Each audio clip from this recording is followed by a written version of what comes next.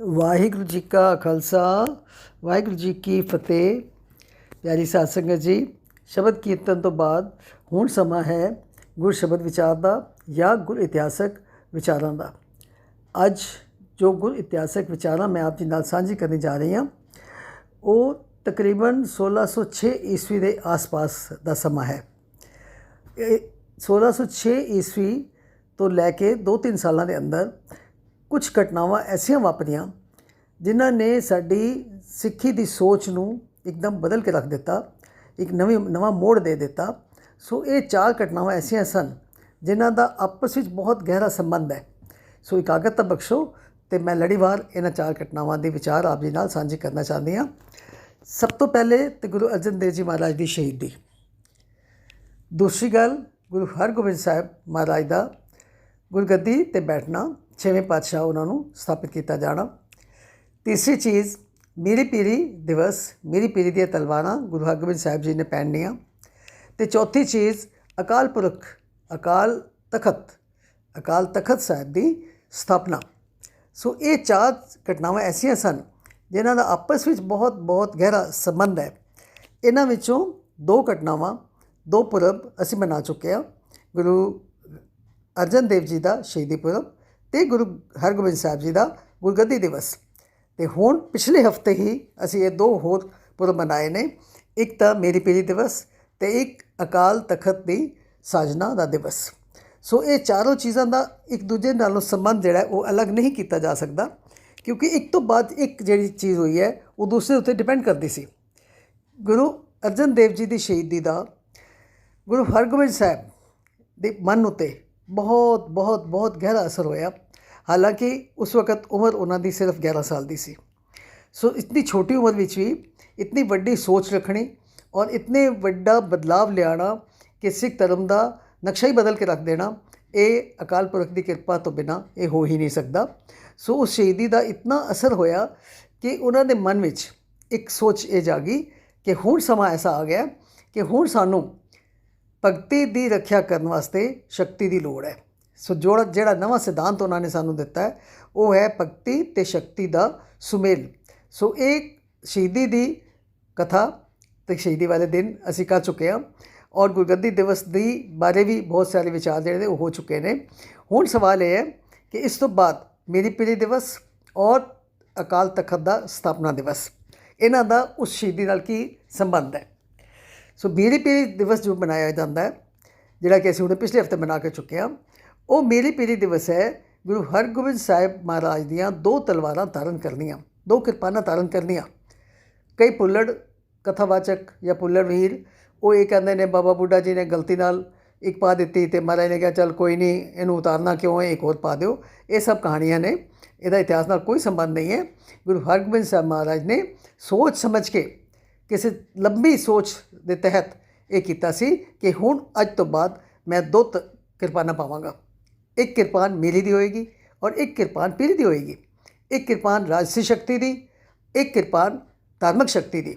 ਸੋ ਇਹ ਬੜਾ ਵੱਡਾ ਫੈਸਲਾ ਸੀ ਜਿਹੜਾ ਕਿ ਗੁਰੂ ਹਰਗੋਬਿੰਦ ਮਹਾਰਾਜ ਨੇ ਛੋਟੀ ਉਮਰ ਵਿੱਚ ਹੀ ਫੈਸਲਾ ਲੈ ਲਿਆ। ਉਹ 2 ਤਲਵਾਰਾਂ ਧਾਰਨ ਕਰ ਲਈਆਂ। ਉਸ ਤੋਂ ਬਾਅਦ ਉਹਨਾਂ ਦੇ ਅੰਦਰ ਇਹੀ ਚੱਲ ਰਿਹਾ ਸੀ ਕਿ ਮੈਂ ਆਪਣੀ ਕੌਮ ਨੂੰ ਹੁਣ ਸ਼ੂਰਬੀਰ ਬਣਾਉਣਾ ਹੈ, ਮੈਂ ਬਹਾਦਰ ਬਣਾਉਣਾ ਹੈ, ਮੈਂ ਬਲਵਾਨ ਬਣਾਉਣਾ ਹੈ।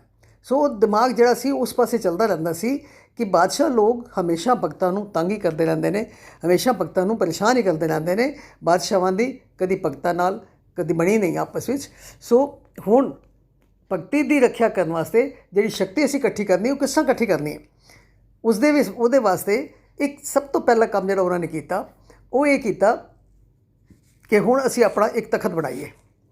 ਦਿੱਲੀ ਦੇ ਤਖਤ, ਦਿੱਲੀ ਦੇ ਬਾਦਸ਼ਾਹ ਜਿਹੜੇ ਸਨ ਉਹਨਾਂ ਦਾ ਹੁਕਮ ਸੀ, ਕਿਉਂਕਿ ਦਿੱਲੀ ਵਿੱਚ ਲਾਲ ਕਿਲ੍ਹੇ ਵਿੱਚ ਬਾਦਸ਼ਾਹ ਦਾ ਜਿਹੜਾ ਸਿੰਘਾਸਨ ਸੀ, ਜਿਹੜਾ ਤਖਤ ਸੀ, ਉਹ 2 ਫੁੱਟ ਉੱਚਾ ਸੀ ਔਰ ਇਹ ਹੁਕਮ ਕੀਤਾ ਗਿਆ ਸੀ ਕਿ ਮੇਰੇ ਰਾਜ ਵਿੱਚ ਕੋਈ ਵੀ ਬੰਦਾ 2 ਫੁੱਟ ਤੋਂ ਉੱਚਾ ਨਹੀਂ ਬੈਠ ਸਕਦਾ। ਤਾਂ ਸਭ ਤੋਂ ਪਹਿਲੇ ਗੁਰੂ ਹਰਗੋਬਿੰਦ ਸਾਹਿਬ ਮਹਾਰਾਜ ਨੇ ਕੀ ਕੰਮ ਕੀਤਾ ਕਿ ਅਸੀਂ ਇੱਕ ਤਖਤ ਬਣਾਵਾਂਗੇ ਜਿਹੜਾ ਕਿਸੇ ਬੰਦੇ ਦਾ ਨਹੀਂ ਹੋਏਗਾ। ਰਾਜਸੀ ਸ਼ਕਤੀ ਦਾ ਤਖਤ, ਅੱਜ ਇੱਕ ਰਾਜਾ ਉਹ ਮਰ ਗਿਆ, ਕੱਲ੍ਹ ਨੂੰ ਦੂਸਰਾ ਬੈਠ ਜਾਏਗਾ, ਤੀਸਰਾ ਬੈਠ ਜਾਏਗਾ, ਉੱਥੇ ਤੇ ਜਿਹੜੀ ਤਾਕਤ ਹੈ, ਸ਼ਕਤੀ ਉਹ ਬਦਲਦੀ ਰਹੇਗੀ। ਲੇਕਿਨ ਇੱਕ ਐਸਾ ਤਖਤ ਬਣਾਇਆ ਜਾਏ ਜੋ ਅਕਾਲ ਦਾ ਤਖਤ, ਜਿਸ ਦੇ ਉੱਤੇ ਕਾਲ ਦਾ ਕੋਈ ਅਸਰ ਨਾ ਹੋਏ ਔਰ ਉਹ ਜੁਗੋ ਜੁਗਾਂ ਤੱਕ वो जिहड़ा तखत है वो कायम रहेगा। ये ख्याल आंदे ही उन्होंने एक दिन भाई गुरदास जी ते बाबा बुड्ढा जी नाल सलाह की और तुसी हैरान हो जाओगे कि जदों अकाल तख्त वास्ते पहले दिन काम करना सी, कोई मजदूर नहीं लगाए गए, कोई मिस्त्री नहीं लगाए गए, कोई समान बाहरों गारा सीमट इट्टां वो बाहरों मंगाइया नहीं गया ट्रकों के ट्रक। थोड़ा समान लैके गुरु महाराज ने अपने हत्थां नाल बाबा बुड्ढा जी की हैल्प नाल ते भाई गुरदास जी की हैल्प नाल हरमंदर साहिब के सामने एक थड़ा बनाया। अज जो अकाल तखत असीं दर्शन करते हैं वो बिल्डिंग बाद फिर नवीं बनाई गई है और बाद उसनूं बड़ा शिंगारिया गया, संवारिया गया। लेकिन पहले दिन जदों अकाल तखत बनाया गया सी वो सिर्फ 12 फुट उच्चा एक थड़ा सी, क्योंकि बादशाह का हुक्म सी कि 2 फुट तो उच्चे कोई बैठ ही नहीं सकता मेरे राज में। लेकिन गुरु हरगोबिंद साहब चैलेंज करना चाहते सी कि असी इतनी शक्ति हुण इकट्ठी करांगे कि बादशाहां दा असीं मुकाबला करांगे। सो वो 12 फुट वाले तखत के उत्ते महाराज विराजमान होए और उन्होंने कलगी लगाई अपनी दस्तार के उपर, क्योंकि कलगी लगानी बादशाहां ने अपना हक ही समझ रखिया सी कि साडे राज विच कलगी लगा के कोई चल नहीं सकता। सो महाराज ने 2 किरपानां पहनियां हुई सन, कलगी लगाई सी दस्तार के उत्ते। उन्हां दा रूप देखण वाला सी उस वक्त। वैसे भी गुरु हरगोबिंद साहब महाराज की पर्सनैलिटी, उन्हां दी हाइट, उन्हां दी हैल्थ, उन्हां दा शरीर बहुत खूबसूरत सी बहुत। पर उस दिन उन्हां दी चाल चली नहीं जा रही सी जिस दिन अकाल तखत की स्थापना हुई। तो उस तखत उत्ते बैठ के गुरु महाराज ने सब तो पहले एक हुक्मनामा जारी किया। वो हुक्मनामा की सी कि हुण पेटा शस्त्रां दी दित्ती जावे, चंगी नस्ल के घोड़े पेटा किए जान, तो जिन्ना को सिखां दे घर 2 तो वध पुत्तर हैं वो अपना एक पुत्तर धर्मकारे लिए भी दे देन, और सारे गुरसिख शस्त्र चलाने सीखो और घोड़ सवारी करनी सीखो। सो ये सी पहला हुक्मनामा जिहड़ा गुरु हरगोबिंद साहब ने दिता। और इस हुक्मनामे का वो असर होया कि सिखां दे अंदर शक्ति ताकत का संचार होना शुरू हो गया। और हर रोज़ बिना नागा गुरु हरगोबिंद साहब उस तखत के उत्ते बैठते जिसका नाम रखा गया अकाल बुंगा। पहले उसनूं अकाल बुंगा कहते सन। सो दोपहर तो बाद उत्थे दीवान सजदा सी खुले मैदान में। अकाल तखत साहब के अगे अज भी खुला वेड़ा है। सो उत्थे दीवान सजदा सी और उस दीवान दे विच गुरु महाराज ढाडियां कोलों बीर रस दियां वारां गवांदे सन, सुनते सन। सो बीर रस दियां वारां सुन के गुरु महाराज के उपदेश सुन के सिखां दे अंदर वीरता का संचार होना शुरू हो गया और सिखां की सोच बदलनी शुरू हो गई। लेकिन इसका ये मतलब नहीं सी कि असीं गुरबाणी तो टुट जाइए, बिल्कुल नहीं। दरबार साहब की मर्यादा पूरी चल रही सी और बाणी पढ़न का नितनेम करन दा वो गुरु महाराज के वल्लों हमेशा वास्ते हुक्म सी कि गुरबाणी तो नहीं टुटना। जे गुरबाणी तो टुट जावांगे तो असीं बिल्कुल ही बेकार हो जावांगे। सो गुरबाणी नाल जुड़ के गुरबाणी के आसरे नाल भी असीं अपने अंदर एक शरीरक और मानसिक और आत्मिक बल पैदा कर सकते हैं। सो उस अकाल दा तखत का जिहड़ा वो पहले थड़ा बनाया गया सी 12 फुट उच्चा, उत्थे महाराज बैठते तो संगतां जुड़नियां शुरू हो गई। बहुत संगत आने लग पई, जवान खास तौर पर नौजवान मुंडे बहुत ही आने लग पे। और जो जो वो गुरु हरगोबिंद साहब के विचार सुनते तो उन्होंने अंदर शक्ति का संचार होंदा, खून उबलण लग पैंदा। जो जो गल्लां सुनते कि इन्हां बादशाहां ने किस तरह आम जनता का खून पी के आम जनता को तंग कर करके ते अपनी बादशाहत कायम की हुई है। सो इन्हां दे सामने खड़े होने वास्ते सानू की चाहिए, सानू बहुत वड्डी शक्ति चाहिए है। और वो शक्ति हौली हौली वधनी शुरू हो गई। सब तो पहले कुछ दिनों के अंदर ही 52 सिख, इतिहास कहता है कि 52 सिख ऐसे उन्होंने कोल आ गए जिहड़े ऑलरेडी शस्त्र विद्या में बड़े माहर सन। सो महाराज ने उन्होंने अपने दरबार में शामिल कर लिया और उन्होंने ड्यूटी ये लगाई कि अगों तुसीं होर गुरसिखां नूं नौजवानों नूं शस्त्र विद्या की सिक्ख्या देनी है। सो 500 नौजवानों नूं शस्त्र विद्या की सिक्ख्या उन्होंने 52 सिखां ने दिती तो हौली हौली महाराज के कोल एक बड़ी तकड़ी मजबूत सेना जिहड़ी सी वो तैयार हो गई। गुरु महाराज ने शस्त्र विद्या के नाल नाल लोकां दे पर्सनल घरां दे जायदादां दे झगड़े भी निपटाने शुरू करते। लोग आके अपनी शिकायतां करते सन, एक दूजे के खिलाफ जो कोई परेशान दूसरे को करता सी वो आके शिकायत करते सन। गुरु महाराज दोनों तरह की गल सुन के ते पूरे इंसाफ नाल उसका फैसला देंदे सन और वो फैसले सिखां दे वास्ते पत्थर ते लकीर हुंदे सन जिहड़े कि बड़े सिर मत्थे मन लैंदे सन। सो लोगों की परेशानी दूर होनी शुरू हो गई। लोगों को कोर्ट कचहरियां दे धक्के खाने पैसे खर्चने वो बिल्कुल बंद हो गए ਔਰ ਇਸ ਦੇ ਨਾਲ ਗੁਰੂ ਹਰਗੋਬਿੰਦ ਸਾਹਿਬ ਮਹਾਰਾਜ ਦੀ ਪੋਪੂਲੈਰਿਟੀ ਬਹੁਤ ਜ਼ਿਆਦਾ ਵੱਧਦੀ ਗਈ। ਪਰ ਜਿਸ ਤਰ੍ਹਾਂ ਕੁਦਰਤ ਦਾ ਅਸੂਲ ਹੈ ਕਿ ਜਦੋਂ ਵੀ ਕਿਸੇ ਦੀ ਸ਼ੋਭਾ, ਕਿਸੇ ਦੀ ਪੋਪੂਲੈਰਿਟੀ ਬਹੁਤ ਵੱਧਦੀ ਹੈ ਤੇ ਉਸ ਦੇ ਦੋਖੀ ਜਿਹੜੇ ਨੇ ਉਹ ਖੜੇ ਹੋ ਜਾਂਦੇ ਨੇ।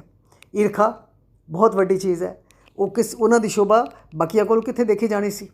ਸੋ ਉਹਨਾਂ ਦੀ ਸ਼ੋਭਾ ਵੱਧਦੀ ਗਈ, ਸੰਗਤ ਵੱਧਦੀ ਗਈ, ਸਿੱਖੀ ਵੱਧਦੀ ਗਈ, ਸਿੱਖਾਂ ਦੇ ਮਨਾਂ ਦੇ ਵਿਚਾਰ ਬਦਲਦੇ ਗਏ ਔਰ ਸਿੱਖਾਂ ਦੇ ਵਿੱਚ ਬਹਾਦਰੀ ਦਾ ਜਜ਼ਬਾ ਪੈਦਾ ਹੋ ਗਿਆ।